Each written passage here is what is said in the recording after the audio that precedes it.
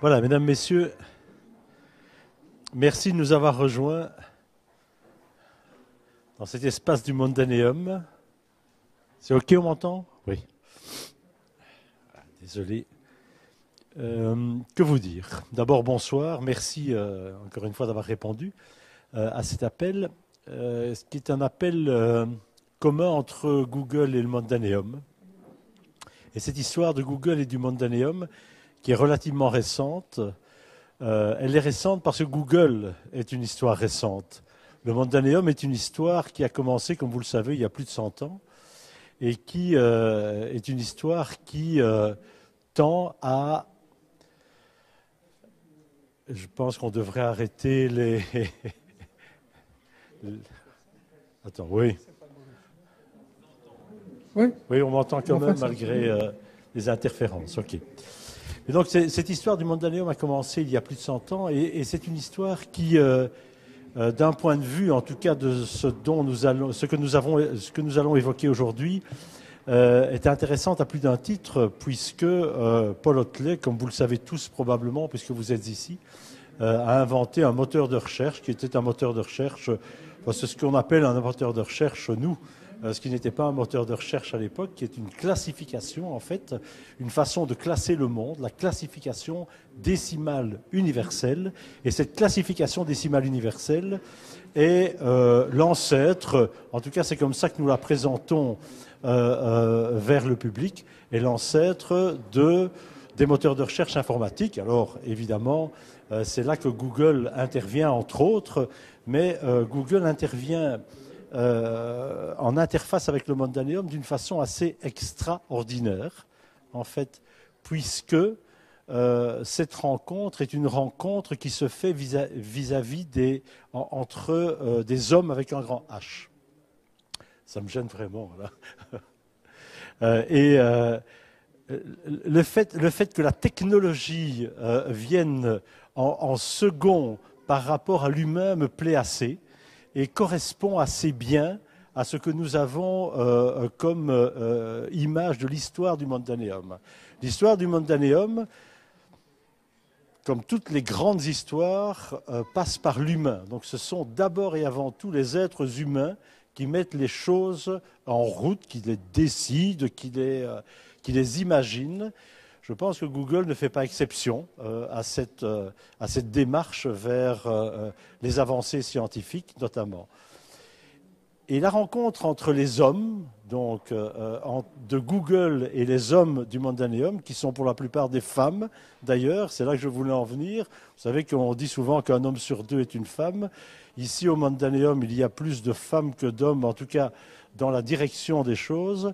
Et la directrice du Mondanéum ne m'en voudra pas et sera certainement d'accord avec moi, Charlotte, pour dire qu'il y a une femme qui est surtout à l'interface de notre histoire entre le Mondanéum et Google, c'est Delphine Genard. Donc, Delphine, merci beaucoup d'avoir permis ce lien entre Google et le Mondanéum. Je pense que là, vraiment, nous sommes au début d'une grande aventure humaine et d'une grande aventure entre ces hommes de Google et ces hommes et ces femmes du Mondanéum. Voilà, alors, il y avait aussi, vous savez qu'il n'y a pas de hasard, hein. Enfin, en tout cas, c'est ce qui se dit. Et que le fait que le Mondanéum soit une grande histoire qui a pris naissance à Bruxelles, et qui finalement a terminé et recommencé son histoire à Mons, que Google installe un de ses 3 data centers européens à Mons, enfin exactement à Beaudour, mais dans l'environnement immédiat de la ville de Mons. Vous savez qu'ils vous le diront, mais les data centers de Google, il y en a relativement peu dans le monde. Il y en a 3 en Europe. Nous avons la chance, entre guillemets, et je pense que c'en est réellement une, d'en avoir un presque sur notre territoire. Et donc, c'est toute cette grande aventure entre l'histoire du classement décimal universel du Mondanéum et le classement imaginé par Google, eh bien, prend un peu racine ici. Voilà, je trouvais ça, que ce hasard-là se soit retrouvé ici et maintenant, n'est probablement pas innocent. Voilà, merci beaucoup d'avoir pris quelques secondes pour m'écouter, malgré les interférences, et je cède la parole maintenant. Voilà. Je vais m'arrêter parce que je sens que je vais faire beaucoup de bêtises ce soir. Je ne vais pas sur le point. Bonsoir à toutes et à toutes, merci et bienvenue. Nous allons essayer de vous entretenir pendant une demi-heure, 45 minutes. On aura un peu de temps pour les questions après. Nous nous trouvons aujourd'hui dans un cadre magnifique, le cadre du Mondaneum, en tout cas ici. Je ne sais pas comment c'était à Bruxelles, je n'ai jamais vu, mais je trouve qu'ici c'est impressionnant. Et Monsieur Descamps et moi-même allons vous parler de l'histoire des data centers chez Google. Pourquoi avons-nous des data centers où en sommes-nous, enfin, d'où venons-nous et pourquoi avons-nous installé un data center en Belgique. Nous verrons aussi un peu l'intérieur des data centers, un peu voir ce qui s'y passe, un peu les métiers qu'on y trouve et ce qu'on y fait, pour un peu démystifier Google et ses data centers. Mais avant tout, en fait, je voudrais refaire le lien avec le Mondaneum, si M. Descamps veut bien suivre. On vient parler de Paul Otlet, quelqu'un d'assez extraordinaire, qui, il y a une centaine d'années, avait imaginé le web comme on l'a aujourd'hui. Il n'avait pas la technologie nécessaire pour implémenter, mais quand on regarde, il est parti d'une collection, une analyse des données, une classification, une distribution, une recherche, et une vision pour le futur dans lequel on retrouve YouTube, Google Talk, Google Voice, enfin tous les produits aujourd'hui qui sont sur le web, quoi. On peut voir ici un data center typique de l'époque, d'accord? Vous voyez ici des cabinets affichés, c'est ce qu'on appelle chez nous des racks, ok? Vous avez des classeurs dans lesquels on met des fiches. Le classeur, pour nous, sont des machines, sont des serveurs. Et les données, ce sont les fiches qu'il y a dedans. Et donc, pour moi, je ne connaissais pas Paul Otlet avant d'avoir cette relation avec le Mondaneum. Ça m'a vraiment impressionné. Que quelqu'un, 100 ans, 100 années à l'avance, puisse anticiper tout ça, le mettre sur papier et en fait ne jamais le voir se réaliser, c'est quand même quelque chose d'assez impressionnant, quoi. Donc, je vous dis, il y avait tout. Voilà, ok. Il y avait un moteur de recherche, la distribution des données, contenu audio, vidéo, microfilm, téléphone, radio, tout était inclus. C'est vraiment assez impressionnant. Ce qu'on va faire aujourd'hui, donc, c'est passer dans l'histoire de Google. La préhistoire de Google, c'est avant 2005. Et puis, on va arriver jusqu'au jour d'aujourd'hui. Voilà, tous les débuts, c'est ça, quoi. C'est deux étudiants à Stanford, Larry et Sergey, qui font un PhD sur un moteur de recherche. À l'époque, il y avait déjà des moteurs de recherche, mais il n'y en a aucun qui était assez sophistiqué selon eux. Et donc, ils ont travaillé sur une thèse de PhD. Et ils sont venus avec des idées originales, qui sont le moteur de recherche de Google, comme on le connaît aujourd'hui, mais qui a encore beaucoup évolué depuis. Et ils ont travaillé d'abord sur des concepts relativement légers, petits serveurs, quelques données. Mais à l'époque, déjà, il y avait 10 millions de pages, de documents qu'il fallait indexer et mettre en place, quoi. Alors, ils ont commencé avec ça, puis l'idée a paru intéressante à certains bailleurs de fonds qui les ont subsidiés, et ils ont commencé à acheter des serveurs. On voit là au-dessus le garage qu'ils utilisaient, et ce qu'ils faisaient, en fait, comme il n'y avait pas beaucoup de moyens, ils reprenaient des vieux serveurs un peu partout, ils les mettaient ensemble et ils faisaient évoluer leurs données. Mais quand on y pense à l'époque, 10 millions de documents qu'il faut aller chercher sur le web, stocker, analyser, présenter de manière logique, qu'il faut pouvoir redonner quand on rentre une recherche, ce n'était pas une mince affaire, quoi. Et donc déjà à l'époque, il y avait déjà un besoin de serveurs. Alors bon, ils se sont essayés avec des racks de production, mais bon, quand on voit un peu ce que c'est, ça fait un peu peur, quoi. Avec les normes d'aujourd'hui, sécurité, safety et tout ça, je ne suis plus sûr qu'on pourrait faire ça. Mais déjà à l'époque, donc, ils avaient un besoin grandissant d'informations et de besoin de serveurs et de stockage. Alors bon, le deuxième data center, c'est le premier, celui qu'on vient de voir dans le garage, le deuxième, ils ont utilisé ce qu'on appelle une colocation, donc c'est un espace qu'on loue chez un fournisseur d'espace Internet, et ils ont mis des serveurs standards. Alors on peut déjà voir remarquer ici quelques exemples importants. Il y a beaucoup de serveurs, la densité de serveurs est assez phénoménale, parce que déjà à l'époque, et là on est en 1999, donc 4 ans après leur recherche, leur thèse, il y a déjà un besoin qui augmente en termes de besoin de calcul, de besoin de stockage et ce genre de choses. On peut remarquer aussi l'état avancé de l'état de l'art au niveau cooling. Hein. Il y a un ventilateur parce que probablement que les serveurs surchauffaient parce qu'on en mettait trop et on leur demandait beaucoup trop. Mais bon, c'était le début, quoi. Et donc, à l'époque, ce n'était pas les serveurs conçus par Google, ce n'était pas un data center conçu par Google. Et donc, à cette époque-là, a commencé la réflexion de se dire peut-être qu'on peut faire mieux que ça. Parce que Larry et Sergey ont toujours été très conscients de la demande qu'ils posaient sur la consommation énergétique, ce genre de choses. Et donc, dès le début, la réflexion était de dire peut-on faire mieux? Peut-on faire différemment? Peut-on avoir une plus-value en interne qui est bonne pour nous, mais aussi bonne pour l'environnement?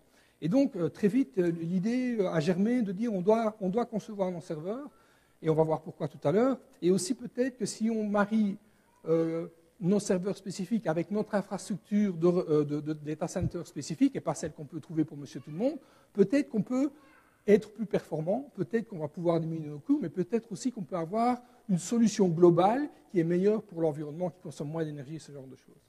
Et donc, on passe maintenant à la période entre 2005 et 2008, fin 2004 et jusqu'à 2008, où on a commencé à travailler sur les premiers serveurs. Alors, pourquoi? Il y avait toujours des besoins, donc toujours croissants en capacité, et c'était l'idée de concevoir nos propres serveurs et nos propres data centers.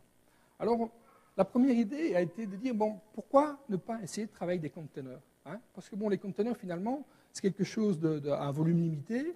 On peut les instancier, on peut en créer au fur et à mesure de nos besoins. Et donc, l'investissement initial est probablement moindre. Alors, il y a beaucoup de recherches qui sont passées en interne là-dessus. Et là, ce qu'on voit, en fait, c'est le prototype du premier container. Alors, c'est un container classique dans lequel il y a des serveurs. Mais comme à l'époque, on n'avait toujours pas de data center, il était en cours de conception, on a mis le container dans un des premiers bureaux de Google, dans les sous-sols. Parce que bon, il faut quand même tester, il faut quand même avancer, on ne peut pas se permettre d'attendre. C'était déjà la course, c'est encore la course aujourd'hui, hein, mais c'est déjà la course pour dire on n'a plus assez de serveurs, on n'a pas assez de données de stockage, on doit aller plus vite, il faut y aller, il faut y aller. Et donc bon, c'était le premier, donc c'était pas mal. Alors c'était un secret, hein, c'est resté secret pendant pas mal de temps, mais bon, comme tous les secrets bien gardés, ils finissent toujours par s'échapper. Et donc il y a eu beaucoup de choses qui ont été dites sur le web par rapport aux data centers dans les serveurs. C'est tout. Donc en fait, ce qui se passait, c'est qu'une fois que les conteneurs arrivaient dans le premier data center qu'ils ont construit, ils arrivaient, ils étaient connectés à l'électricité, raccordés également au refroidissement, connexion d'eau, diverses autres choses étaient raccordées comme détection incendie, alimentation en air frais pour justement mettre sous pression le conteneur. Les serveurs étaient installés dans les racks et prêts à servir sur le web. Alors, on peut voir ici une coupe de ce qui se passe dans un conteneur. D'abord, la première innovation, c'est comment est-ce qu'on peut faire pour que simplement on réduise nos coûts. C'est utiliser le conteneur comme une structure portante. Donc, tous les racks, au lieu d'être posés avec plancher, etc., étaient suspendus à la structure du conteneur, ce qui permettait évidemment de libérer tout un espace au niveau du sol pour pouvoir mettre le système de refroidissement. Le système de refroidissement se trouvait en dessous du plancher. On avait un plancher grillagé qui permettait de réguler et diriger le flux d'air frais à l'intérieur, à l'aspiration des serveurs. Ça permettait également une très bonne séparation entre les zones chaudes et les zones froides. Donc on pouvait à ce moment-là éviter tout ce qui est mélange d'air chaud avec l'air froid, etc. Une des grosses améliorations au niveau de la régulation de l'air et de la distribution d'air a permis d'augmenter la température de la zone froide qui est au milieu, parce que comme elle était bien contrôlée, on n'avait pas de point chaud, et à ce moment-là, comme on augmente la température, directement on diminue la consommation énergétique qui est liée au refroidissement.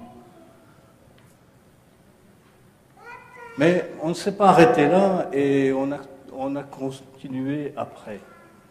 Comme nous avions besoin de plus en plus d'espace, parce que l'Internet prenait une ampleur phénoménale, on a augmenté le nombre de data centers. Pas uniquement pour une question de capacité, mais également pour avoir une certaine redondance. La redondance géographique, donc comme vous voyez, c'est relativement dispersé, mais aussi une distance moins grande entre les data centers et les utilisateurs. Et ça permet de réduire les temps de connexion et les temps d'échange de données. D'être plus proche de ces utilisateurs, c'est toujours ce qu'on recherche quand on essaye de faire du service Internet. Donc on a divers data centers qui se situent dans diverses régions. Ici, on voit par exemple le data center qui se situe en Oregon, qui est donc à l'extrême ouest des États-Unis. Au milieu des États-Unis, l'Oklahoma, la Finlande. Donc on a vraiment les 3 points cardinaux, quoi. Et donc, bon, pourquoi autant de centres de données, de data centers, quoi, hein? Bon, ben, désolé. C'est assez difficile, en fait. En fait, il faut savoir qu'aujourd'hui, Google Index plus d'1 trillion d'URL, quoi. D'accord ? 1 trillion d'URL. On est passé de 10 millions de documents à 1 trillion d'URL. Ça, c'est une première chose. Donc, c'est quand même assez phénoménal comme croissance. Il y a plus de 3 milliards de recherches par jour avec le moteur Google. Et dans ces 3 milliards de recherches, tous les jours, il y a 15% de recherches qui n'ont jamais été vues qui n'ont jamais été vues auparavant. Donc, il y a 15% de recherches nouvelles tous les jours. C'est quand même assez phénoménal. Aussi, on assure des services pour les smartphones. Hein, il y a plus de 200 millions de smartphones Android et il y en a plus de 200 millions qui utilisent Google Maps, par exemple, live. Ben, il faut pouvoir leur fournir les données. Et c'est pas... Il y a beaucoup de données pour ça. Hein. Quand on voit le niveau de détail, et on en rajoute tout le temps, bon, ça, c'est aussi exponentiel. Chaque minute, plus de 72 heures de vidéos YouTube sont downloadées sur nos serveurs. Alors, je ne sais pas si vous savez la qualité, mais en haute définition, hein, on va voir tout à l'heure un petit clip là, on a 1,5 giga de données pour 2 minutes. Hein. Alors vous prenez 72 heures, vous faites les maths, et c'est pas rien, quoi. Et ben pour tout ça, il faut pouvoir suivre. Il faut pouvoir non seulement les accepter, les traiter, les indexer et les restituer quand tout un chacun le demande, rapidement. La plupart du temps, si vous n'avez pas un Wi-Fi qui est un peu dodgy, comme on dit, hein, si vous avez un Wi-Fi qui est de qualité ou une connexion Internet de qualité, ben la vidéo, elle vient directement, quoi. En général, ce n'est pas le serveur qui rame, c'est plutôt la connexion locale qui rame. Et donc tout cela a demandé des infrastructures en data center et en serveurs de plus en plus larges et de plus en plus fiables. Et donc c'est une des raisons pour laquelle on a augmenté le nombre de data centers. Aussi la redondance géographique. Hein, s'il devait arriver un malheur et qu'un data center ait des problèmes, eh ben on peut repopuler les autres et continuer à délivrer les services auxquels tout le monde s'est habitué. Hein, et c'est quand même assez important, quoi. Oui, alors il faut savoir qu'avec autant de services et autant d'utilisateurs, autant de data centers, il est de notre responsabilité d'être très attentif à notre consommation énergétique. On a énormément besoin d'énergie parce que bon, c'est avec l'électricité notre matière première également. Hein, il n'y a pas que les données, mais il y a l'électricité. Et donc on doit être green, on doit tout mettre en œuvre pour essayer de s'améliorer et être à l'optimal. Parce que c'est également un coût. Ce ne sont pas des petits investissements de construire des data centers, mais également les coûts de fonctionnement sont relativement élevés. Donc tout doit être optimisé au niveau de la consommation énergétique pour que nos infrastructures soient utilisées au mieux. Et aussi, l'utilisation des machines intelligentes permet aussi de réduire toute la consommation énergétique. Il faut savoir que depuis 2012, tous nos data centers dans lesquels nous faisons nos opérations ont été certifiés en ISO 14001, qui est une norme environnementale, et en norme ISO 18001, qui est une norme au niveau de la sécurité des employés. Et donc on a ce petit slogan qui se trouve un peu partout dans nos data centers, qui est le PPCC, qui est protéger l'environnement, prévenir de toute pollution, suivre la réglementation en vigueur et essayer de s'améliorer de jour en jour, et je vais peut-être y arriver un jour. Voilà. Donc en fait, c'est un processus d'amélioration continue.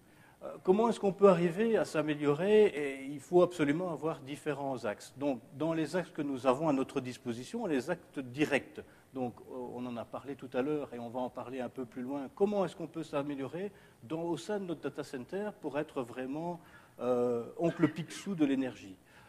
Donc ça, on en parlera plus loin. Donc c'est le premier axe au niveau des data centers. Le deuxième axe, qui est plutôt d'essayer d'utiliser au maximum l'énergie renouvelable, ou ce qu'on appelle les carbon offsets.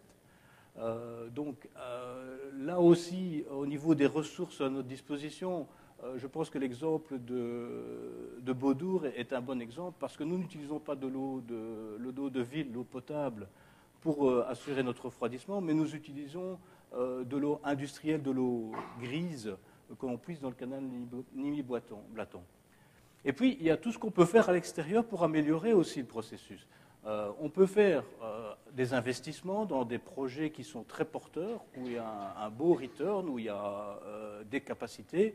Le solaire en Belgique est ce qu'il est, en Californie il est un peu différent, hein, donc évidemment les investissements peuvent être rentabilisés de manière différente. Au niveau aussi de nos produits, c'est clair qu'on se rend toujours compte du coût, mais on ne se rend plus compte après de la différence qu'on peut y avoir entre le coût énergétique et l'apport. On va passer un peu plus loin au niveau du data center. Au niveau des data centers, en fait, on a un ratio qui est extrêmement important, très populaire chez nous, qui s'appelle le PUE. En fait, le PUE, c'est l'efficacité énergétique du data center.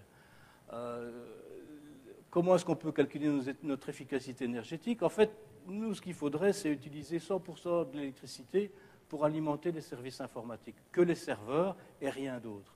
Donc, on fait un ratio entre tout ce qu'on consomme à partir de notre connexion sur le réseau haute tension public, divisé par ce que je donne aux machines de Freddy, quelque part. Et donc, en fonction de ça, on peut se calibrer par rapport à notre performance.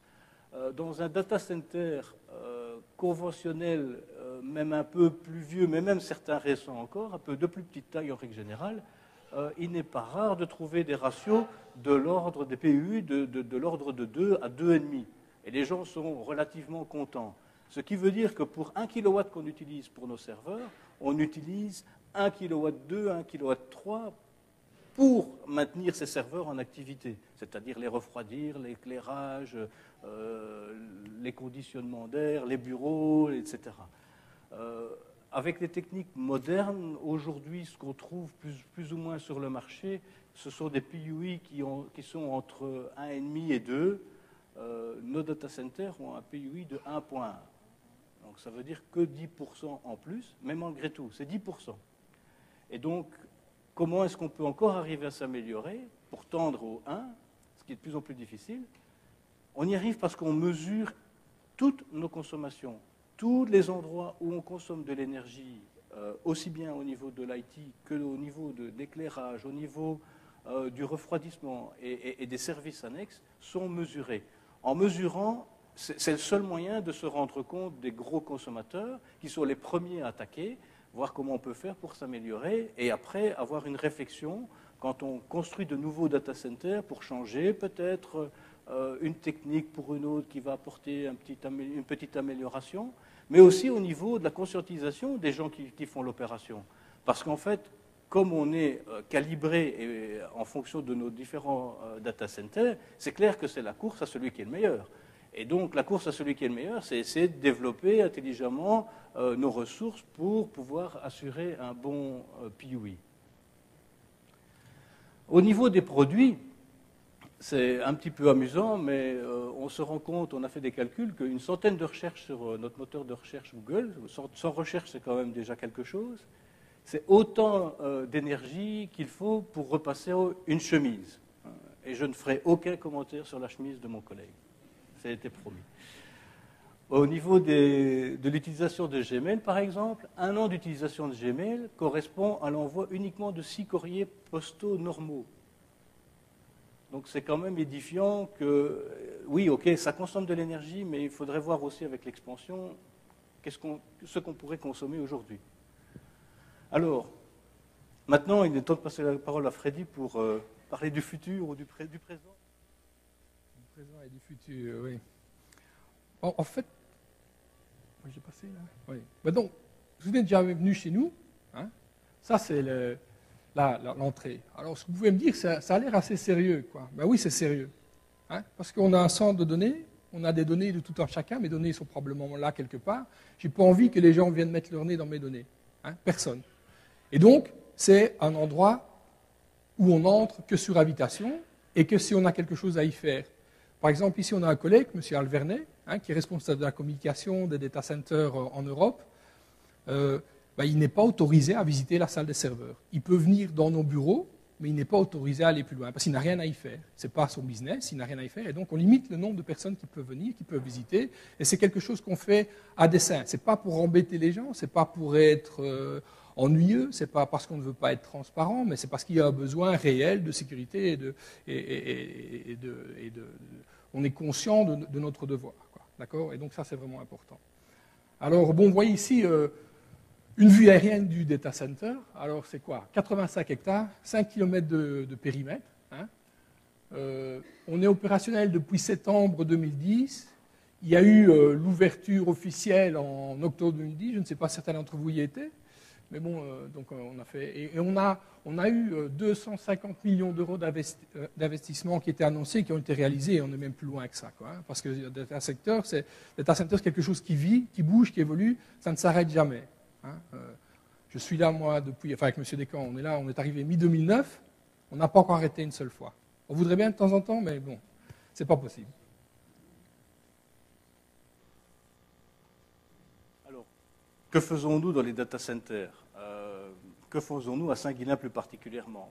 On a des équipes qui travaillent à installer, configurer et réparer le parc de machines informatiques.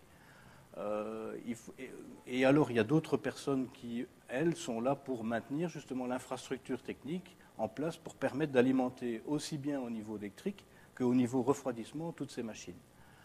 Donc, les équipes sont essentiellement partagées en 3 grands axes. Il y a l'axe de Freddy, qui est, on appelle ça Data Center Hardware Operation, qui font quoi ? Qu'est-ce qu'ils font en fait, les gars ? Ce sont des gens qui s'occupent des serveurs. Hein. Comme on a tellement de serveurs, il y a toujours quelques-uns qui ont des problèmes, il faut s'en occuper tous les jours. Ce sont des gens qui s'occupent des réseaux. Toute la partie informatique en fait, du data center, c'est dans mon équipe. On a aussi des équipements annexes, on va en parler un peu plus tard, quoi. Mais c'est vraiment important.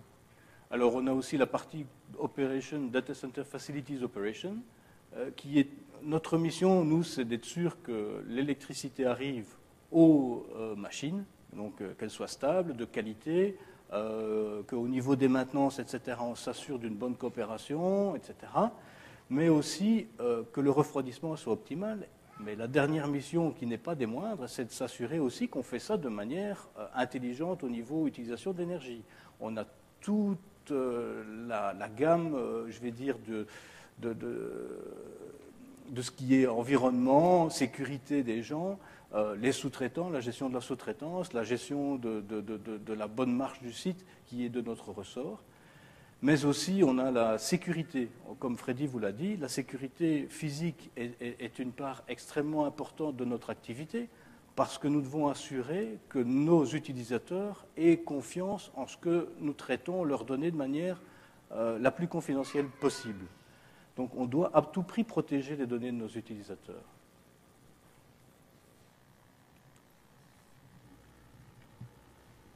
On n'a pas le son peut-être. Donc ici en fait c'est une vidéo qui montre, on a choisi un data center, c'est aux États-Unis, et on a invité des journalistes à venir à l'intérieur, et donc c'est même disponible sous Street View et dans YouTube pour voir l'intérieur du data center. Alors ça c'est ce qu'on appelle le FSC, les bureaux. Hein. Ici, c'est typiquement américain. Ça, c'est la salle, le centre nerveux. C'est le centre nerveux au niveau réseau, connexion vers le monde extérieur. OK. Des fibres, hein, qu'on utilise aussi en quantité relativement importante. L'intérieur du data center, avec les rangées de serveurs, on peut voir que la densité est quand même pas mal. Et on va revenir là-dessus un peu après. Des serveurs qui sont spécifiques, conçus par nous-mêmes, et on va vous expliquer pourquoi dans une minute. Des techniciens, hein, des ingénieurs qui sont là pour exécuter des opérations sur les serveurs. On a aussi des backups sur tape, Hein. Et ce ne sont pas des petites librairies, ce sont des énormes librairies, et on n'en a pas qu'une, hein, on en a quelques-unes, donc c'est important. Et alors, la sécurité logique des données, on va en reparler aussi. Ce que vous voyez là, on le fait tous les jours en quantité industrielle. Et donc, ce sont des environnements industriels, quoi. Ici, on voit le refroidissement. Oui, toute la partie refroidissement, avec les tours de refroidissement, on voit l'eau de refroidissement qui ruisselle dans les tours. On va aussi vous expliquer comment ça marche oui, tout à l'heure. On va essayer en tout cas. Voilà, donc ça, c'est disponible sur le web. Si vous ne l'avez jamais vu, je vous conseille d'aller voir, c'est intéressant. C'est pas mal foutu. Alors, ça suivant. Bon, bah ici, on est, ce que je disais tout à l'heure, dans la salle réseau. Hein. Donc, c'est le centre nerveux du data center. Hein. Si on perd cette salle-là, le data center est rayé de la carte. D'ailleurs, quand je suis arrivé, un de mes techniciens avec un câble réseau, hein, un RJ45, pour ceux qui connaissent, donc un bête câble réseau, a plugué 2 portes qui étaient les mauvaises, et pendant une demi-heure, on n'a plus existé. Alors, ce n'était pas grave, on n'était pas encore dans le monde, hein, on était toujours en train d'installer, mais un bête câble, quoi. Parce qu'il y avait des portes qui étaient ouvertes qui n'auraient pas dû l'être, enfin, il y a eu tout un tas de problèmes qui sont arrivés en même temps, ce qui nous ont aidé à mettre les choses au point. Donc, on l'a découvert à temps, mais enfin, c'était assez impressionnant, quoi. Donc, c'est vraiment un truc intéressant. Alors, bon, un truc qu'il faut noter ici, c'est que dans nos data centers, été comme hiver, vous travaillez en short et en t-shirt. Pourquoi? Parce que contrairement aux idées reçues, et moi je travaillais dans l'industrie pharmaceutique avant, j'étais responsable de plusieurs centres de données européens pour Eli Lilly en Angleterre, et chez nous, quand on allait dans le data center, il faisait froid. Hein. Si on restait trop longtemps, il fallait mettre une grosse veste, une écharpe, parce qu'on pouvait attraper un gros rhume, quoi. C'était pas très agréable. Chez nous, c'est l'inverse. Pour économiser l'énergie, on s'est rendu compte très vite que augmenter la température de la salle informatique, ce qu'on appelle la partie froide du data center, on monte jusqu'à 27-28 degrés. Personne ne faisait ça avant. Je peux vous garantir, quand je suis venu la première fois, j'étais étonné. Je ne savais pas que c'était possible. On m'avait toujours dit, les serveurs, il faut bien les refroidir, sans ça, ils ne savent pas fonctionner, vous allez les casser tout le temps. Ben, ce n'est pas vrai. On s'est rendu compte que ce n'était pas vrai. Voilà. C'est pas vrai et c'est vrai à la fois. C'est pas vrai pour Google, pourquoi? Parce qu'on fait la conception de nos serveurs nous-mêmes et on fait la conception de notre refroidissement nous-mêmes. Et donc, quand on lit le tout, on peut faire ça très facilement chez nous. Je ne suis pas sûr que tout un chacun dans un data center traditionnel puisse se le permettre aussi facilement. D'accord? Et donc, ça, c'est une des forces que nous avons. Le fait de sortir des sentiers battus, le fait d'essayer des choses qui sont anticonventionnelles, nous ont permis de découvrir tout ce qui permettait d'améliorer et justement d'avoir ce rapport entre l'électricité totale et l'électricité utile pour nos services, d'avoir un rapport très, très, très faible. Et donc c'est vraiment important. On voit ici un technicien qui travaille sur de la fibre parce qu'on a un problème et ce genre de choses. Mais donc on a besoin de techniciens qui sont compétents au niveau réseau. Hein, et le réseau Google, ce n'est pas un petit réseau, ce n'est pas comme à la maison. C'est un peu plus compliqué que ça parce qu'on a des connexions avec le monde entier. Hein, d'ici, de la petite Belgique, là, on part un peu partout.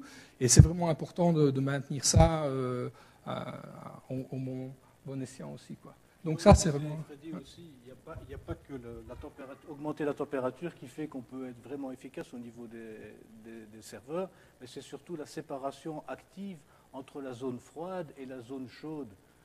Donc ici, on le fait, ça ne sert à rien de dépenser beaucoup d'argent avec des choses simples comme un rideau de plastique qu'on trouve dans les grands magasins bien connus de Belgique. On peut très bien faire une bonne séparation entre les zones froides et les zones chaudes. Réguler le débit d'air est aussi la clé de faire ça convenablement. C'est clair que ça demande un effort, mais l'effort est tellement minime par rapport aux bénéfices qu'on en retire à long terme qu'il vaut vraiment la peine, le jeu vaut vraiment la chandelle, surtout au prix de l'énergie aujourd'hui et avec la problématique qu'on trouve.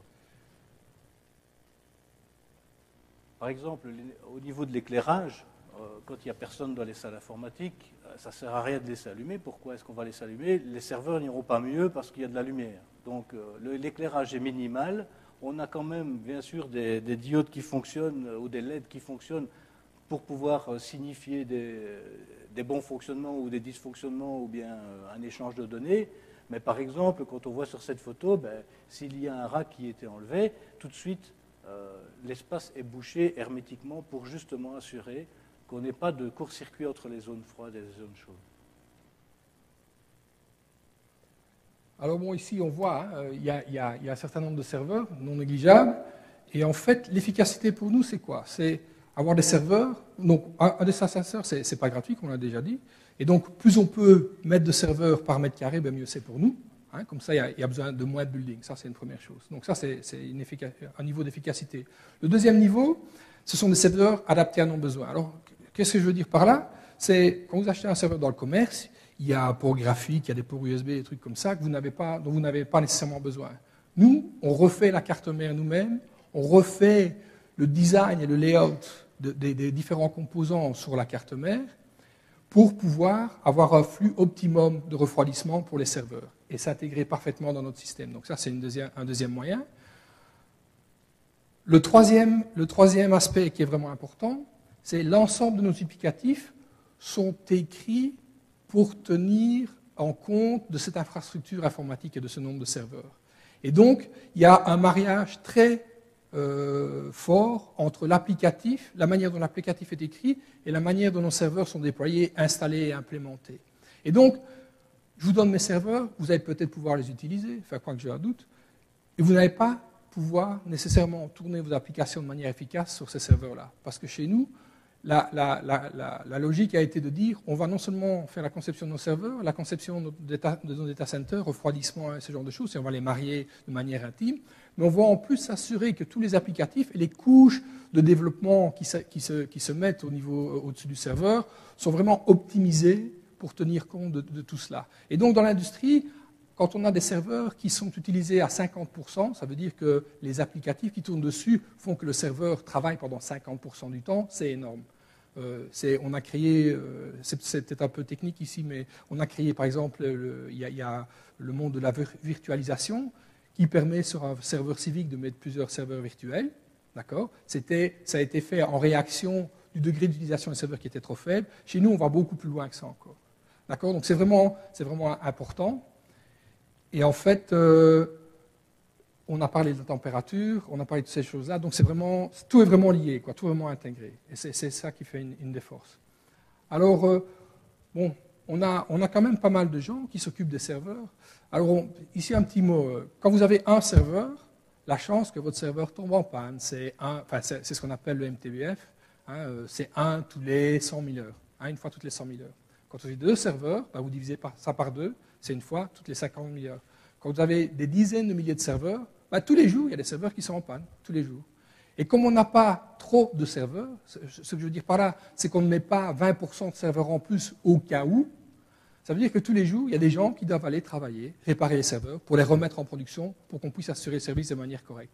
Et donc, on a des équipes qui travaillent le samedi et le dimanche aussi, qui vont réparer les serveurs, qui vont réparer les problèmes réseau, ce genre de choses. Tout ça pour que les services pour les utilisateurs de nos produits soient toujours debout et que ce soit transparent. Mais donc, ça demande quand même un suivi non négligeable. Bon, ici, vous voyez une librairie de TEP.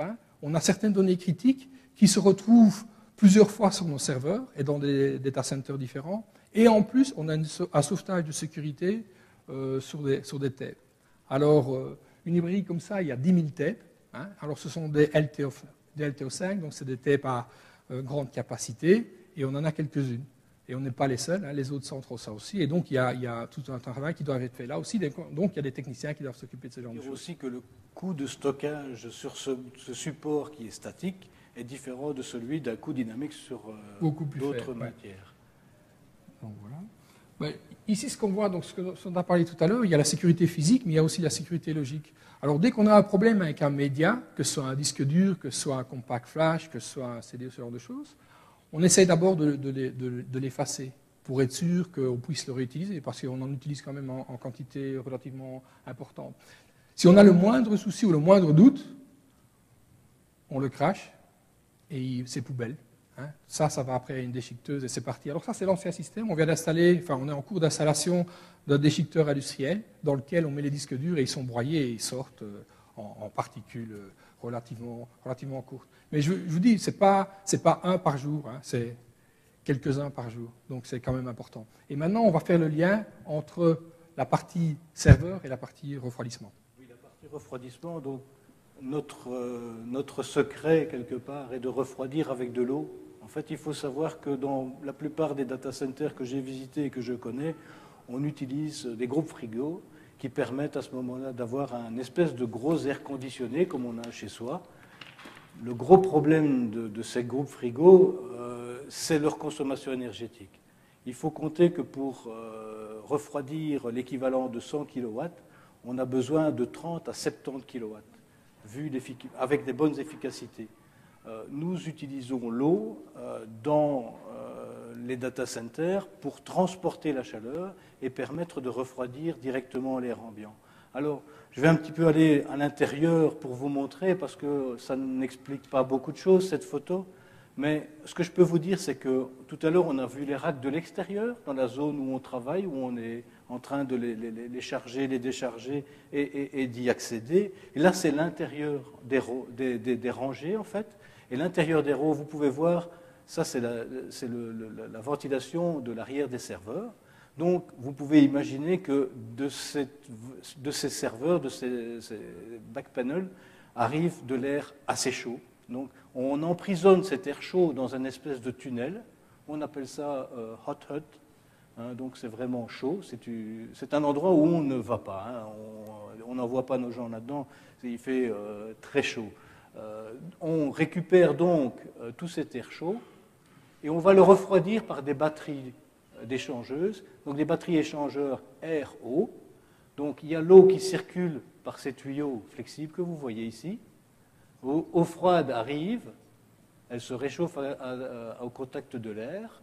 L'eau chaude coule vers les systèmes de refroidissement.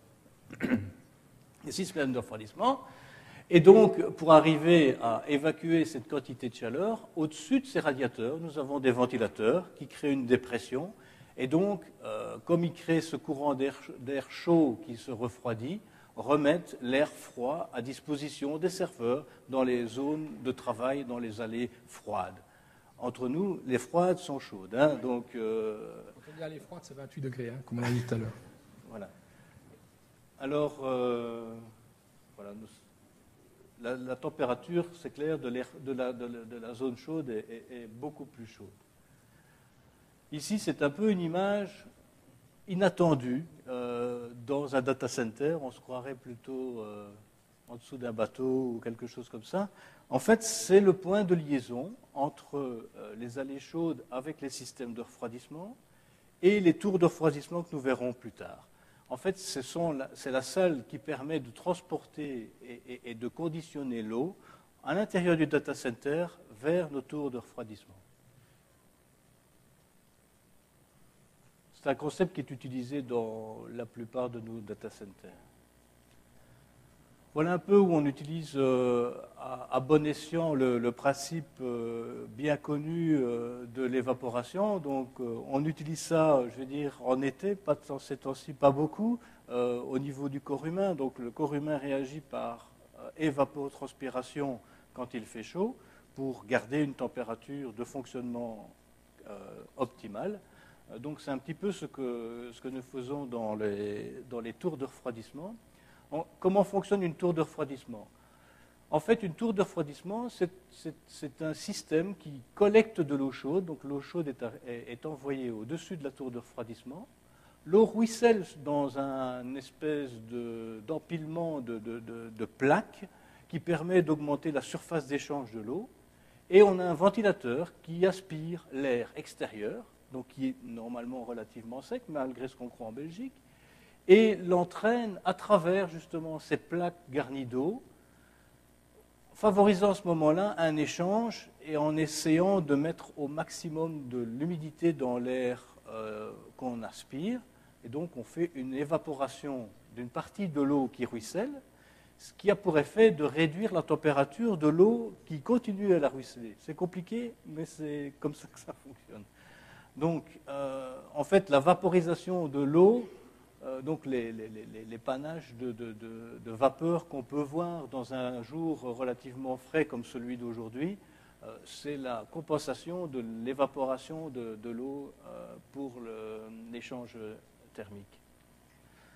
Alors, ici à droite, voilà, 2 membres de mon équipe. Ils sont en train de faire une maintenance, réglage de paramètres sur un de nos groupes de secours. Et sur la gauche, vous découvrez une partie de notre singularité. Parce que, bon, comme vous le savez, je l'ai déjà mentionné tout à l'heure, on est un des seuls data centers, non, on est le deuxième, mais en Belgique, en Europe, on est le seul à utiliser de l'eau grise pour pouvoir compenser justement l'évaporation de nos tours. On a une station de traitement d'eau, donc on utilise l'eau du canal Nimy-Boulaton plutôt que d'utiliser de l'eau de ville. Et donc on la traite de manière physico-chimique pour essayer d'enlever toutes les matières en suspension et d'assurer une microbiologie minimale afin d'être injecté dans notre circuit de refroidissement. En faisant ça, évidemment, on économise nos ressources, mais également, on peut avoir à notre disposition un investissement qui s'aligne avec le besoin. Et pas uniquement dire, voilà, il me faut une tuyauterie, il me faut X milliers de mètres cubes par an, construire des stations de relevage pour la distribution d'eau. La qualité de l'eau chez nous est assez importante parce que c'est clair que plus il y aura de matière en suspension dans l'eau, plus on va encrasser nos systèmes de refroidissement, plus on va devoir y intervenir, les nettoyer, utiliser des produits pour pouvoir nettoyer. Donc la clé de l'utilisation intelligente des ressources de maintenance est d'optimiser notre qualité de l'eau au niveau du data center.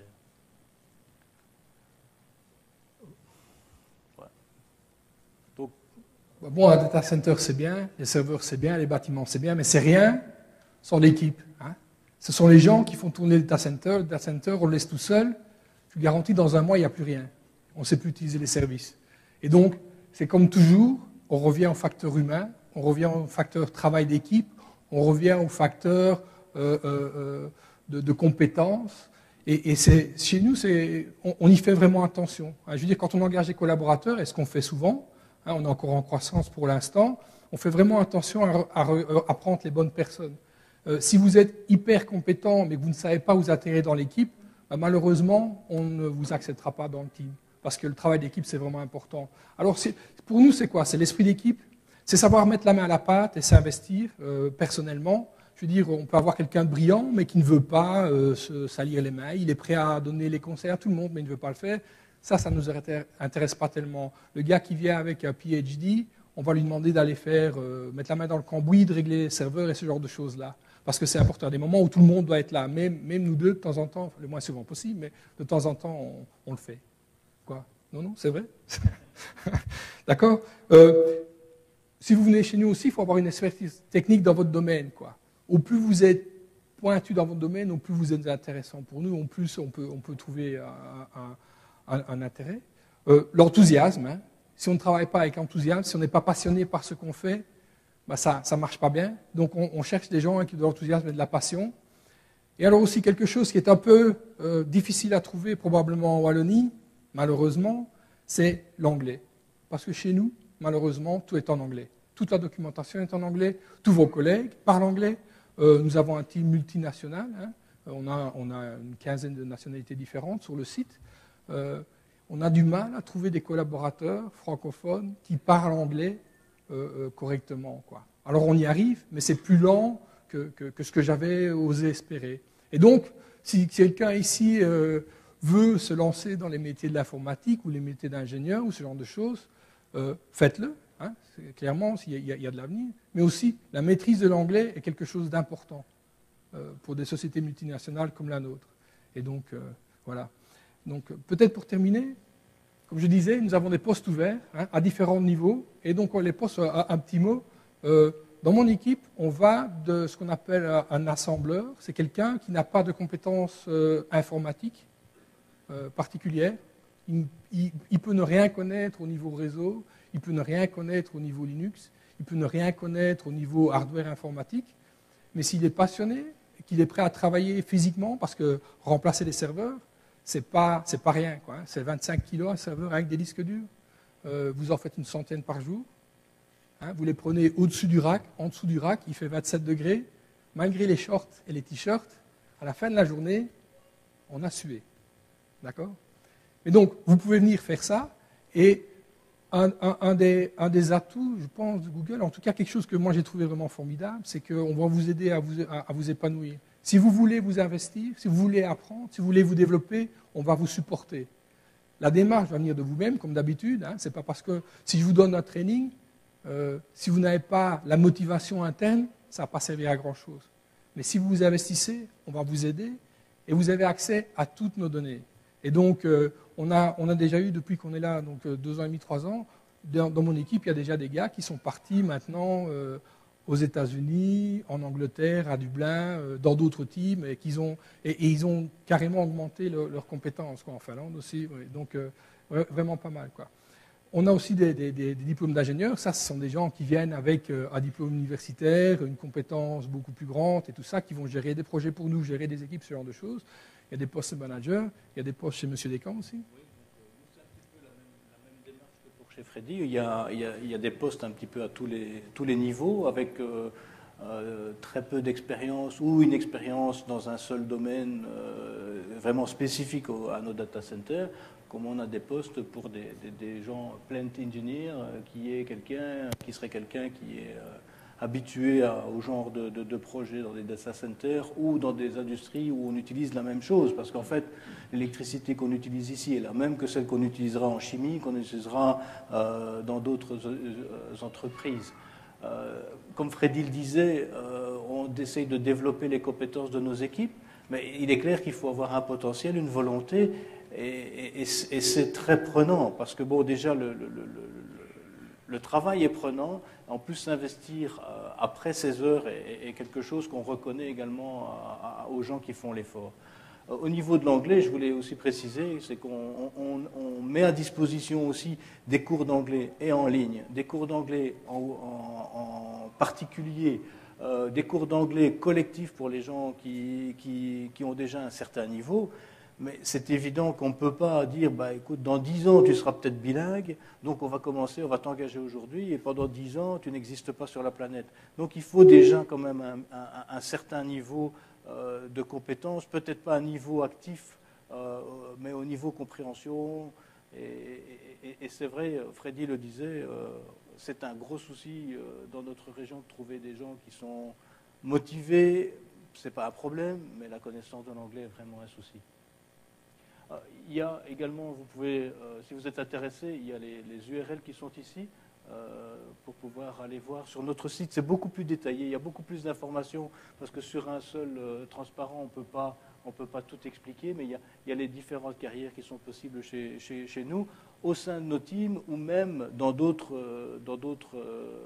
sites. Par exemple, bon, au bureau de Bruxelles, je sais on ne parle plus du tout du même profil. Parce que si vous êtes ingénieur, vous allez postuler pour le team chez Bruxelles, on va vous dire merci monsieur, c'est bien gentil. C'est plutôt au niveau de la communication, au niveau du marketing, des ventes. Mais bon, dans d'autres sites, dans d'autres data centers, il y a aussi pas mal de postes vacants. Je vous invite à aller jeter un œil. Donc, si vous voulez en savoir plus sur ces boulots, le 25 avril, il y a le Web Fair Day dont on a déjà parlé. Il y a beaucoup de sociétés qui seront présentes. Nous serons également présents avec un stand où on vous donnera plus de détails, plus d'informations sur ces boulots, le genre d'études qui mènent à ça et le genre de profil qu'on recherche, quoi. Donc, voilà, c'est tout pour nous. Je vous remercie d'avoir été patient et de nous avoir écoutés. Nous sommes ouverts aux questions maintenant.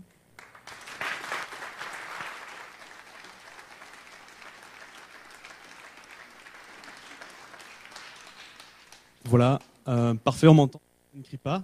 En tout cas, merci beaucoup Freddy et Frédéric pour cette intervention très riche et très complète. Peut-être qu'il y a des questions justement au sujet de ce qui vient de se dire. C'est l'occasion, un micro va tourner. Oui, le micro. En fait, ma question, c'est par rapport à tous les photographes qui sont autour de nous. C'est pour savoir si on peut avoir accès nous-mêmes à toutes ces photos qui ont été prises ou est-ce qu'elles seront diffusées si elles le sont.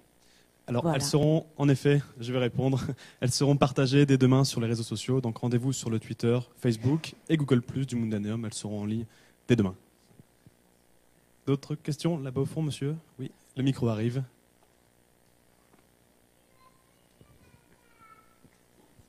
Bonjour, donc je travaillais régulièrement dans l'industrie Et alors, je voulais savoir, c'est des chiffres qui sont toujours amusants pour les personnes qui ne sont pas de l'industrie. C'est pour avoir, par exemple, le nombre de kilomètres de fibre optique que vous utilisez dans votre data center.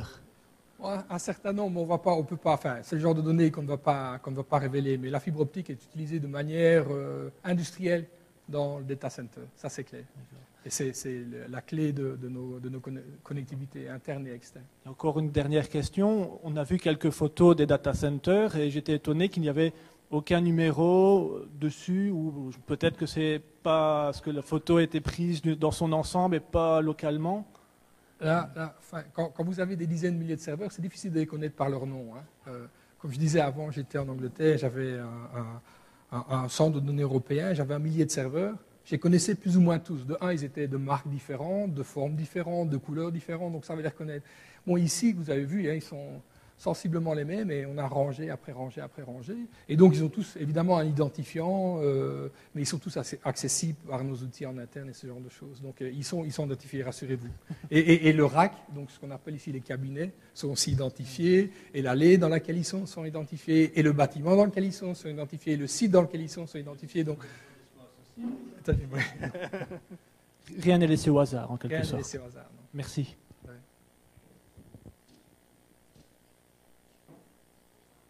Une question ici, devant, pour monsieur.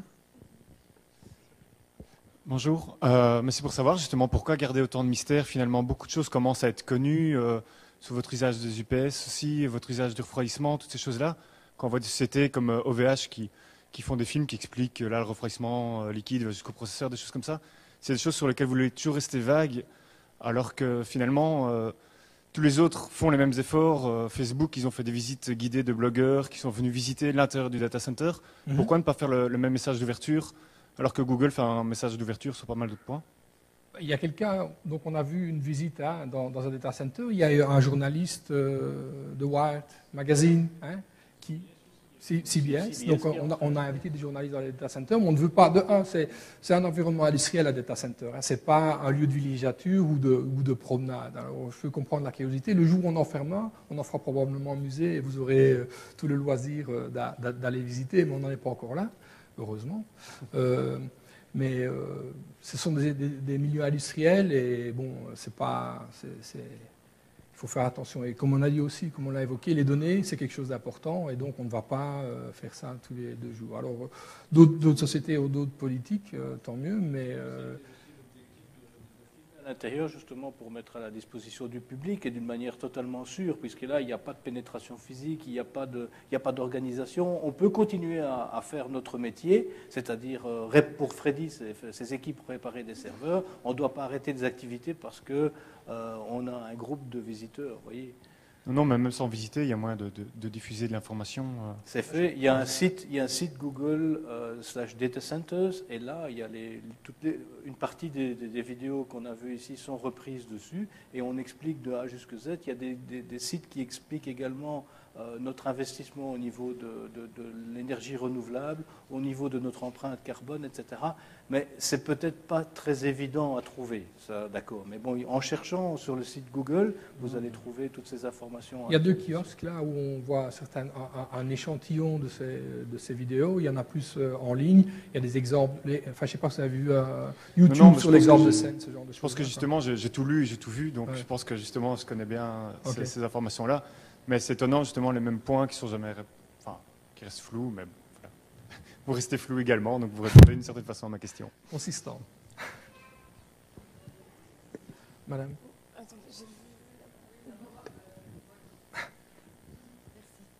D'abord, un grand merci pour cette conférence, parce que c'était vraiment au niveau de tout le monde, et j'ai bien compris votre message. Mais alors, moi, c'est plutôt la pollution qui m'intéresse, et j'imagine aussi que si vous ne laissez pas rentrer les gens dedans, peut-être que ça ferait des pollutions, ça pourrait entraîner, peut-être. Ouais, moi, ce qu'il faut savoir, c'est que le sol du data center est nettoyé continuellement. Oui. Parce que la poussière, c'est l'ennemi. Voilà. C'est l'ennemi de l'échange thermique, en fait. Parce que, bon, vous savez bien, sur votre radiateur, vous avez un doigt de poussière. le radiateur va pas être aussi performant, donc la poussière est importante pour les systèmes de ventilation, pour tous les systèmes et au niveau de l'environnement également, quoi. Ça peut être une chose. Alors aussi au niveau pollution, une question que je me pose. Vous faites venir l'eau grise, Oui. vous lui faites des traitements, Oui. et l'eau grise du canal, ça doit être quelque chose. Qu'est-ce que vous faites? J'imagine des boues. J'imagine que vous récoltez Alors, des boues. Qu'est-ce que vous en contrairement faites? à ce qu'on pourrait penser quand on voit le canal verdir au mois de juillet, ça veut dire qu'en fait il y a une vie dedans, il y a des algues. Enfin, au niveau des matières en suspension, on a été extrêmement surpris, c'est d'avoir en fait relativement peu de matière en suspension comparé à ce qu'on avait pu imaginer et certains relevés qui avaient été faits. Donc c'est une très bonne nouvelle pour nous parce qu'en fait ça veut dire qu'on extrait très peu de matière sèche de l'eau du canal et si on faisait le ratio entre le volume d'eau qu'on puise dans le canal et le volume de déchets qu'on doit détruire quelque part parce que ce sont des boues, donc il y a peu de tout dedans et ce ne sont pas des produits qui sont éco-friendly, hein, donc on est bien d'accord. Mais quelque part, ils se trouvaient déjà dans la nature, ces produits-là. Ils étaient déjà dans l'eau. Hein. C'est énorme. On a beaucoup d'eau pour 1 mètre cube de déchets. Et c'est des déchets Bonne nouvelle. traités proprement, quoi, hein. Une société spécialisée s'en Voilà. occupe pour faire le... On a d'ailleurs essayé de trouver des filiales de revalorisation agriculturelle, etc. Mais il y a certains métaux qui sont présents qui ne nous permettent pas d'avoir cette autorisation, malheureusement. Mais à intervalles réguliers, on essaye de faire une campagne d'analyse pour voir si justement on ne peut pas trouver une meilleure filière. Notre amélioration continue fait partie de ce devoir. Merci. Alors je crois qu'il y avait une autre question de monsieur ici d'abord, ensuite à vous, pas de souci. Moi j'ai une petite question, bonjour Freddy. On se connaît depuis longtemps en fait. Pourquoi Saint-Guilain en fait? Parce qu'en fait, c'est un point relativement anodin sur la carte du monde. Les autres data centers, c'est des grands centres nerveux. Alors on aurait pu imaginer Bruxelles ou Paris. Il y en a, je pense, sur l'Angleterre, il y en a à Dublin. Mais qu'est-ce qui fait que Saint-Guilain est techniquement intéressant pour Google? D'abord, les centres de données, on ne les met pas dans les grandes villes. Hein. Qu'on soit clair. Dans les grandes villes, on met les bureaux d'ingénieurs software et ce genre de choses, parce que ça attire la population et tout ça. Donc, ce qu'on a vu là en Oklahoma, a priori tout ça, c'est mieux de la campagne. Hein. Donc, Saint-Guilain, c'est un peu notre campagne à nous ici, hein, donc on va le voir comme ça. Ça, c'est un aspect. Deuxièmement, il faut du terrain en quantité relativement raisonnable, à prix relativement raisonnable. Ici, c'est un terrain industriel qu'on doit réhabiliter sans cesse. Hein. On a eu quelques surprises quand on a fait des échantillons d'analyse de sol. On devait retraiter une partie du sol et ce genre de choses. Mais ce qu'il y avait surtout, c'était un climat économique favorable. Hein. La Belgique a un climat stable au niveau économique et social, donc ça, c'est un bon aspect. Il y avait l'énergie en quantité raisonnable à un prix raisonnable aussi, donc on a pu trouver un arrangement là-dessus. Il y a des fibres de dark fiber, donc des fibres qui nous permettent de nous connecter au reste du monde qui ont été mises et qui sont à notre disposition et qui sont relativement faciles à implémenter, donc c'était un aspect. La main-d'œuvre aussi, hein, on a trouvé quand même, je disais, il y avait un problème de l'anglais, c'est vrai, mais tout n'est pas noir, on a quand même pas mal de gens de la région, ou en tout cas francophones ou néerlandophones, des collègues néerlandophones qui travaillent avec nous, et il y a une certaine compétence aussi, quoi. D'accord ? Donc bon, c'était un peu un ensemble de facteurs qui ont fait qu'on a choisi l'eau du canal, hein, qui est un autre aspect. Donc c'est toujours un ensemble de critères qu'on évalue et dans lequel on vient s'intégrer. Et c'est pour ça qu'on veut maintenant, quand on a fait... J'ai fait l'ouverture officielle en fin 2010 et là j'avais annoncé qu'on allait commencer un programme d'intégration dans la communauté locale.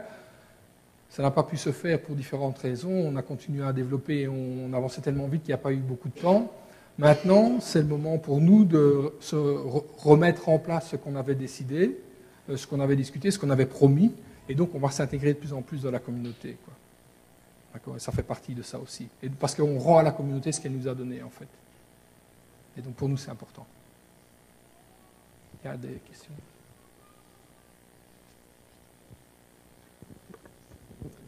Je vous ai entendu tantôt siffler le mot Linux. Oui. Peut-on en savoir un peu plus? Est-ce que c'est une distribution standard ou est-ce que c'est une custom que vous... C'est custom, hein, qu'on soit clair.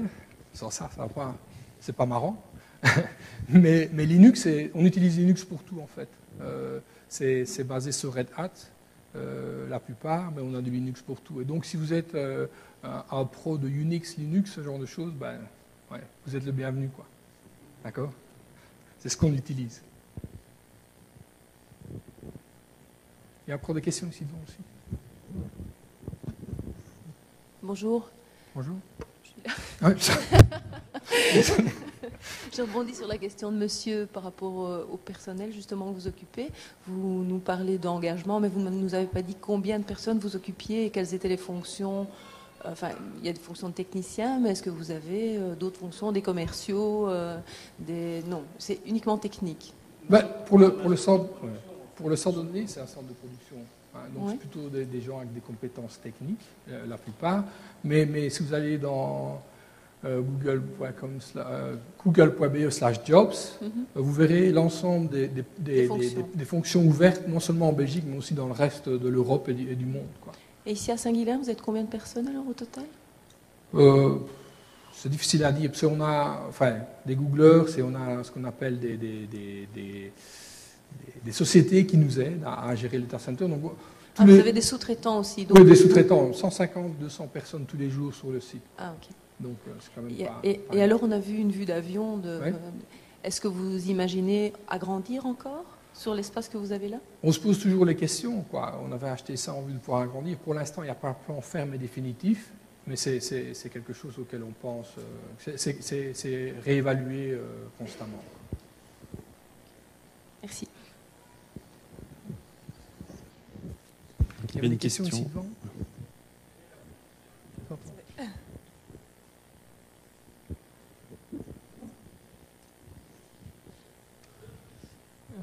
Je me posais un petit peu la question par rapport à d'autres data centers dont j'ai pu entendre certains échos. Quelle est la politique interne par rapport à l'accès des données, par rapport aux gens qui travaillent dans le data center? Donc tous ces gens sont amenés à travailler sur les serveurs en continu, en ingénieur, etc. Et donc quelque part ont un accès direct aux données? Non. Okay. Les données sont cryptées sur les disques.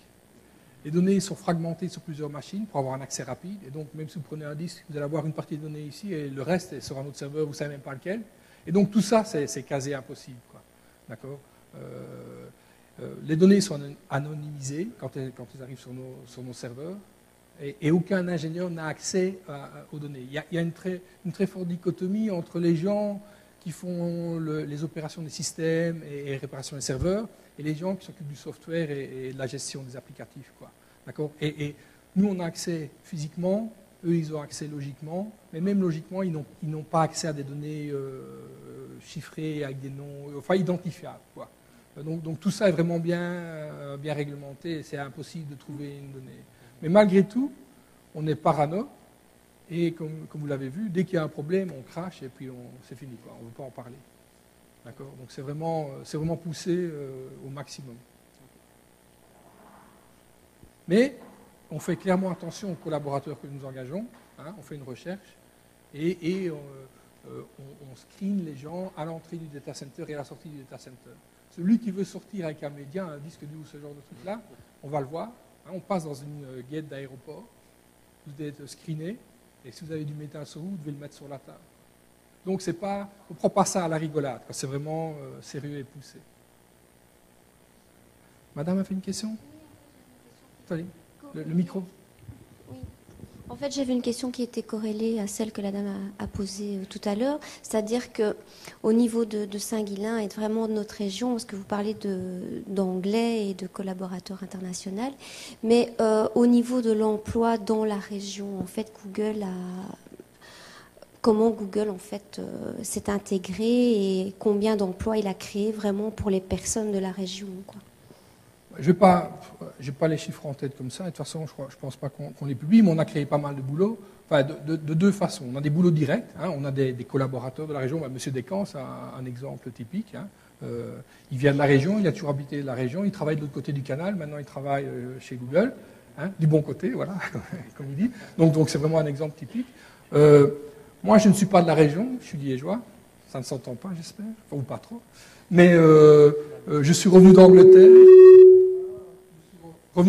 pour Google, et j'habite maintenant dans la région. Tous les gens qui viennent d'horizons différents, ils habitent tous dans la région aussi, donc ils louent des maisons, ils achètent des maisons, ils font vivre le commerce et ce genre de choses-là. Donc il y a directement et indirectement. Aussi dans les sous-traitants qu'on a, on essaie de les prendre les plus locaux possible, parce que ça a un sens, quoi. Et donc on marie un peu tout ça, qu'on travaille avec beaucoup de petits sous-traitants, et ça n'arrête pas. Donc je pense que l'impact au niveau économique est non négligeable, quoi. Sans parler de la restauration, des hôtels et ce genre de choses, quoi. Veulent vraiment aussi s'investir, parce que c'est clair que, je ne sais pas si je suis menuisier, c'est peut-être plus facile d'aller chez un client, même qui est local, mais qui va échanger des bons de commande en français et avoir tout un environnement français. Il y a des gens qui s'investissent vraiment et qui intègrent, je veux dire, pas la culture d'entreprise, mais qui ont la possibilité de pouvoir dialoguer en anglais avec nos collaborateurs. Il faut savoir que dans le domaine informatique, comme Freddy le disait, c'est tout anglais. C'est un peu la petite différence qu'il y a entre nos deux groupes. Lui, s'il avait que des gens qui parlent anglais, ce ne serait pas vraiment un souci. Dans notre cas de figure, c'est totalement différent. Parce que nous allons faire des interactions avec des sous-traitants qui seront locaux forcément. Des gens, par exemple, quand on veut une autorisation pour un permis, pour mettre 2 panneaux sur la voirie, il faut pouvoir avoir des interactions avec les communautés locales. Donc on doit avoir des gens qui sont capables de le faire, échanger. Et puis il y a aussi tout l'aspect sécuritaire, l'aspect législatif, la réglementation du travail. Je parlais tout à l'heure d'ISO 18001, mais il y a une bonne partie qui sont vraiment très spécifiques. Si on n'avait vraiment personne de la région, ce serait impossible de pouvoir être en règle vis-à-vis de tout cela. Et aussi, il faut savoir que c'est une relation gagnant-gagnant, parce que moi, je m'occupe d'opérations. Si un jour, j'ai une grosse panne et j'ai besoin de mobiliser 10 personnes tout de suite, c'est évident que je vais avoir plus facile d'avoir 10 personnes qui habitent dans la région et qui sont là, plutôt que quelqu'un qui s'est expatrié, qui a pris 4 jours de congé et qui est retourné voir sa famille. Donc, ça a un sens. Ça a un sens. Aussi, au niveau de nos sous-traitants, on essaye d'avoir des relations à longue durée plutôt que des relations typiquement commerciales. Et donc, avec votre recul, est-ce que vous pensez que Saint-Guilain est un bon choix? On en est persuadé. En tout cas, on en est très content. Il y a une question ici. Bonsoir. Deux questions. Une question très naïve. Est-ce que Google produit des données? Et d'autre part, vous disiez les serveurs sont faits sur mesure. Où sont-ils faits? Je ne sais même pas où ils sont faits. Je sais qu'ils m'arrivent par camion, en quantité non négligeable. Ils sont faits là où on fait tous les serveurs au monde, je suppose. Il y a des composants qui viennent de Taïwan, en Chine. Je n'ai pas d'idée précise par rapport à ça. Quelle était l'autre partie de la question? Est-ce qu'on produit des données? Je ne sais pas. Si répondre à une recherche spécifique, pour moi, c'est produire des données. On va chercher tout ce qui est sur le web, on l'indexe et on le remet en format pour le redonner à quelqu'un. C'est une production de données. Quand on permet de lier des vidéos, ce genre de choses-là, c'est produit de données. On a des outils comme Google Analytics. Si vous utilisez Google Ads, qui permet d'intégrer les publicités dans votre applicatif, Google Analytics vous permet de savoir quelle démographie qui est venue voir votre site, quand, pourquoi, combien, à quel moment, si vous faites une pub, celle qui a marché, celle qui n'a pas marché, ce genre de choses. Et donc ça, ce sont des données qu'on produit en plus comme service, quoi. Je pense qu'on produit des données dans ce sens-là, quoi. Ça répond à votre question? Oui. Google Maps, c'est une production de données, quoi. Je veux dire, on peut le voir comme ça. Street View, c'est une production de données. Les données sont là quelque part, mais on les a utilisées, intégrées, et on les augmente pour les rendre plus utilisables, quoi. Je pense que c'est une production de données aussi. C'est aussi une manière de réduire certains d'une certaine manière notre empreinte carbone. Parce que je vais dire, demain, si vous avez l'envie d'aller voir à quoi ressemble le magasin de chaussures d'une marque X dans une ville, je vais dire, avec Street View, vous pouvez vous mettre juste en face. Si vous allez sur Internet réserver votre maison de vacances, vous pouvez voir si vraiment il y a une piscine. Vous pouvez voir si c'est vraiment ce qu'on vous a bien prévu. Donc, quelque part, au lieu d'avoir... C'est un service de mettre à disposition les données qui sont existantes. Une autre question, peut-être? Oui. Bonjour, moi j'avais deux questions. Premièrement, je voulais savoir comment étaient reliés physiquement les data centers entre eux au niveau du média de transmission, etc. On a des connexions réseau entre les data centers. Quand on va ce qu'on appelle l'Internet, le cloud, hein, et on se connecte, on a un point d'entrée et puis on a un point de sortie de l'autre côté, comme tout un chacun, quoi. On utilise les fibres globales comme tout le monde, quoi, au niveau du trafic. On a des accords avec les grands distributeurs, mais on utilise la même chose que tout un chacun, qu'un Microsoft ou qu'un Facebook ou que sais-je. C'est pas un réseau privé ou quoi, alors non, c'est... Et peut-être une question de manière plus indicative. Quelle est la puissance électrique demandée par le data center à Saint-Guilain? C'est une information qu'on ne va pas révéler. Mais... Ok, d'accord. Mais c'est une bonne question. Ok, merci.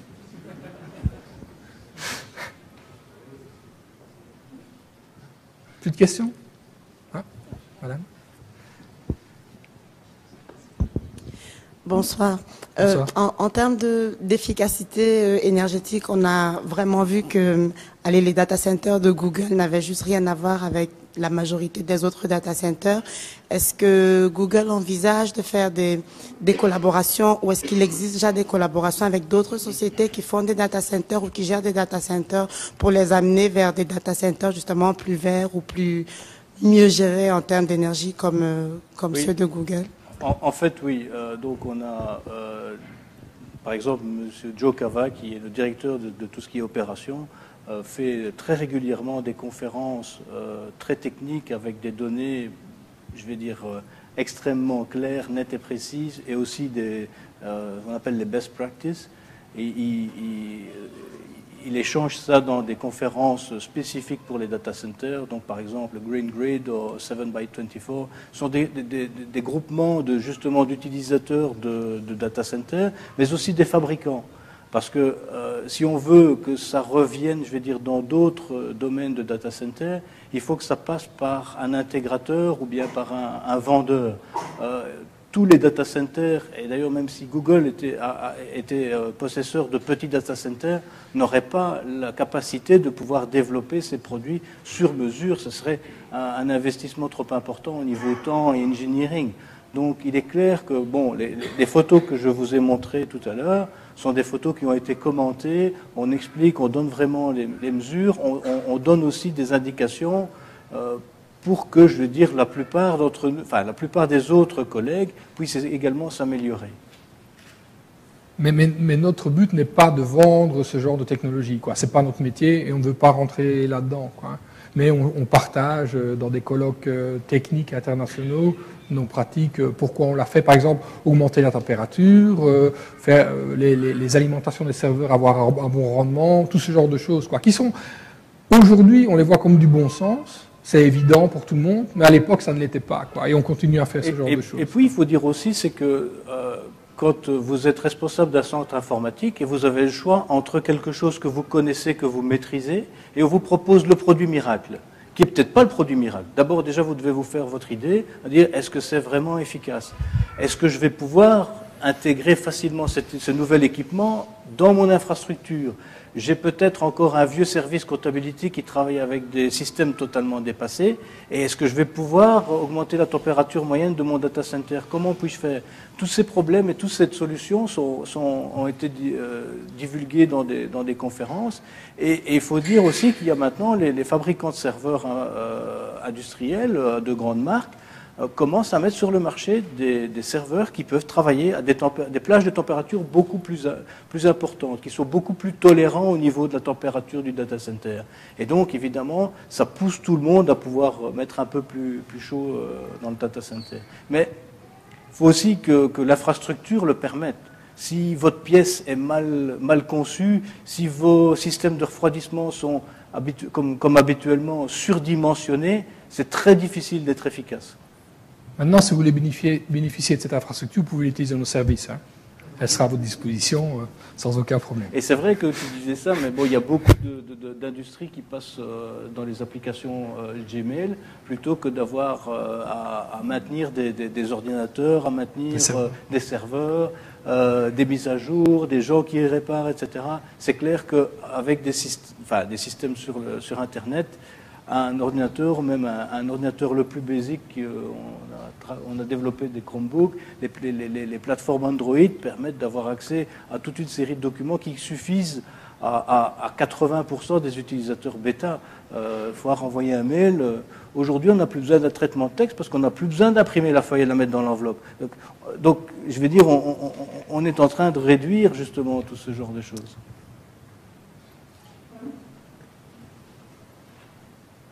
Je voyais une question qui apparaissait sur le tweet wall. Je vais la poser en public. Un internaute se posait la question, quand je mets des informations, des documents sur Google Drive, où vont ces documents? Où vont ces documents? Ils vont dans nos clusters et ils sont distribués sur un certain nombre de machines. Sur plus de machines, l'information est se retrouve 2-3 fois copiée. Comme ça, si un serveur tombe en panne, et qu'il avait justement vos données, ben vous y avez accès instantanément, parce qu'elles se trouvent un peu plus loin sur un autre serveur. Et donc, voilà, quoi. Mais vous dire que ça se trouve chez moi, ou en Finlande, ou aux États-Unis, je n'en ai aucune idée, quoi. Mais ce que je sais, c'est que quand je vais aux États-Unis, ou quand je vais en Asie, ou quand je vais en Afrique, j'ai accès à mes données sans me soucier, et je vois pas tellement de différence au niveau du temps d'accès, quoi. Donc, ça fonctionne, tout ce que je peux dire. Mais je ne suis pas un expert au niveau applicatif de ce côté-là. Donc,